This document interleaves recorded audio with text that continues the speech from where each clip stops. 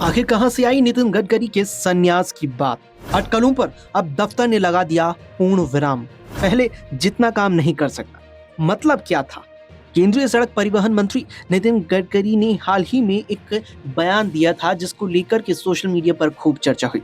लेकिन अब उनके उस बयान पर उन्हीं के दफ्तर ने मंगलवार को कहा कि उनकी इस टिप्पणी का गलत मतलब निकाला गया कि युवा पीढ़ी को ज्यादा जिम्मेदारी दी जानी चाहिए क्योंकि अब पहले जितना काम नहीं कर सकते।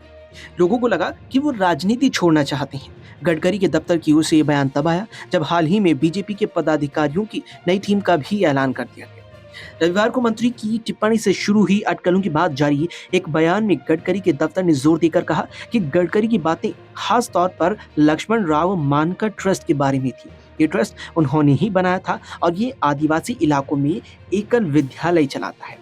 गडकरी के दफ्तर ने कहा, उस संदर्भ में गडकरी ने कहा था कि वो अब पहले जितना काम नहीं कर सकते और युवा पीढ़ी को बड़ी जिम्मेदारियां संभालने का मौका दिया जाना चाहिए। उनकी बात साफ तौर पर ट्रस्ट के कामकाज और भविष्य के नेतृत्व से जुड़ी हुई थी। हालांकि कुछ टेलीविजन चैनल और इसके अलावा सोशल मीडिया पर भी इस बयान को अलग तरीके से पेश किया गया, जिसके बाद इसका मतलब ही अलग दिखा। रविवार को नागपुर में एक कार्यक्रम के दौरान नितिन गडकरी ने कहा था कि वो 3 दशकों से ज्यादा वक्त से सक्रिय सार्वजनिक जीवन में हैं और अपने राजनीतिक सफर के दौरान उन्होंने कई उतार चढ़ाव देखे हैं, कई जिम्मेदारियां निभाई हैं और कई सम्मान भी हासिल किए हैं। ये बातें बीजेपी द्वारा अपनी राष्ट्रीय पदाधिकारियों की टीम में बदलाव करने के कुछ दिनों बाद सामने आई, जिसमें स्मृति ईरानी महासचिव और राम माधव उपाध्यक्ष के तौर पर वापस आ चुके हैं।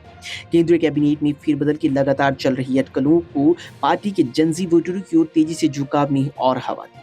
कई लोगों का तर्क है कि ये बदलाव अब तेजी से हुआ जब पार्टी को सरकारी परीक्षा प्रणाली में भ्रष्टाचार और सरकारी स्कूलों की खराब हालत को लेकर छात्रों के भारी गुस्से का सामना करना पड़ा।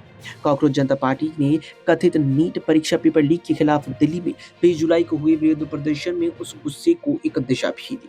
वहीं इथेनॉल पर भी गडकरी को काफी निशाना बनाया गया था। पेट्रोल में इथेनॉल मिलाने का मामला भी बड़ा विवाद बना था। प्रधानमंत्री नरेंद्र मोदी की कैबिनेट के सबसे वरिष्ठ सदस्यों में से एक गडकरी का नाम एथेनॉल मिश्रित ईंधन यानी E20 को अपनाने की पहल से जुड़ा हुआ था। इस जुड़ाव के कारण नागपुर के सांसद नितिन गडकरी को नागरिकों और कार्यकर्ताओं की आलोचना का सामना करना पड़ा। उनका कहना है कि एथेनॉल पेट्रोल का मिश्रण गाड़ियों के इंजन को नुकसान पहुंचाता है। विपक्ष ने भी इस मुद्दे पर गडकरी को निशाना बनाया। ऐसे में जब गडकरी ने अपना हाल ही में एक बयान दिया, लेकिन वो बयान गडकरी का सीधे तौर पर उन्हीं के द्वारा चलाए गए ट्रस्ट को लेकर था, जो लक्ष्मण राव मानकर ट्रस्ट है, जो यहाँ एक आदिवासी इलाके में एकल विद्यालय चलाता है। लेकिन जो बयान अपने ट्रस्ट को लेकर नितिन गडकरी ने दिया, सोशल मीडिया पर उनके इस बयान का गलत मतलब निकाला गया और इसको सीधे नितिन गडकरी के राजनीति से संन्यास लेने के रूप से जोड़ दिया गया, जबकि राजनीति से संन्यास लेने का उस बयान से कोई मतलब नहीं था।